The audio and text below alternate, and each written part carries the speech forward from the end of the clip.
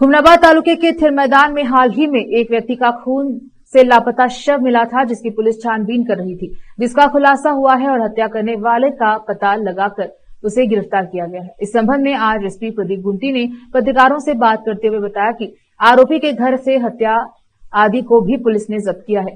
Cameraman Papuraj का coverage. October 2ನೇ ತಾರೀಕು ಒಂದು ಕೊಲೆ ಆಗಿರುತ್ತದೆ.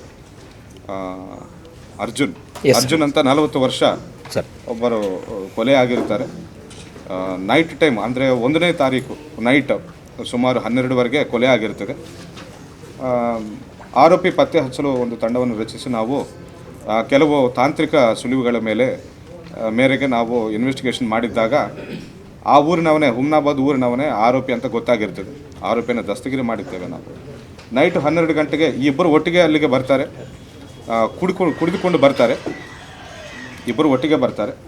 ಬಂದು ಡಿಸೀಸ್ಡ್ ಪರ್ಸನ್ ಕಡೆಯಿಂದ ಹಣವನ್ನು ಕಳ್ಳತನ ಮಾಡಿ ದೋಚ್ಕೊಳ್ಳೋಕ್ಕೆ ಪ್ರಯತ್ನ ಮಾಡಿದ್ದಾಗ ಇಬ್ಬರ ಮಧ್ಯೆ ಕನ್ಫ್ರಂಟೇಷನ್ ಆಗ್ತದೆ. ಫೈನಲಿ ಒಂದು ಕಲ್ಲನ್ನು ತಗೊಂಡು ತಲೆಯ ಮೇಲೆ ಜಜ್ಜಿ ಕೊಲೆ ಮಾಡಿ ಕೊಲೆ ಆದವನ ಕಡೆಯಿಂದ ದುಡ್ಡನ್ನು ಹಾಗೂ ಮೊಬೈಲನ್ನು ಕದ್ಕೊಂಡು ಹೋಗಿರ್ತಾನೆ. ಸೊ ಆರೋಪಿ ನಮಗೆ ಐಡೆಂಟಿಫೈ ಆಗಿರ್ತಾನೆ.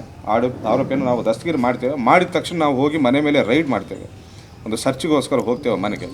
ಸರ್ಚಿಗೆ ಹೋದಾಗ ಅಲ್ಲಿ ಕೂಡ ಒಂದು ಸುಮಾರು ತೋರಿಸಿದೆ ಒಂದು 5 ತಲವಾರುಗಳು, ವೆರಿ ಶಾರ್ಪ್ ಆಯುಧಗಳು ನಮಗೆ ಸಿಗ್ತವೆ.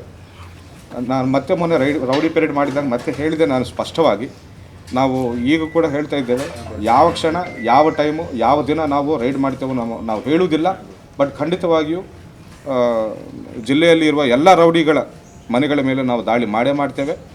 ನಮಗಂತೂ ಈ ರೀತಿಯ ಮಾರಕಾಸ್ತ್ರಗಳು ಸಿಕ್ಕರೆ ಮಾತ್ರ ಕಠಿಣ ಶಿಕ್ಷೆ ನಾವು ಇದು ಜಾರಿಗೊಳಿಸ್ತೇವೆ. ಆರ್ಮ್ಸ್ ಆ್ಯಕ್ಟಲ್ಲಿ ನಾವು ಕೇಸ್ ದಾಖಲೆ ಮಾಡಿಕೊಂಡಿದ್ದೇವೆ.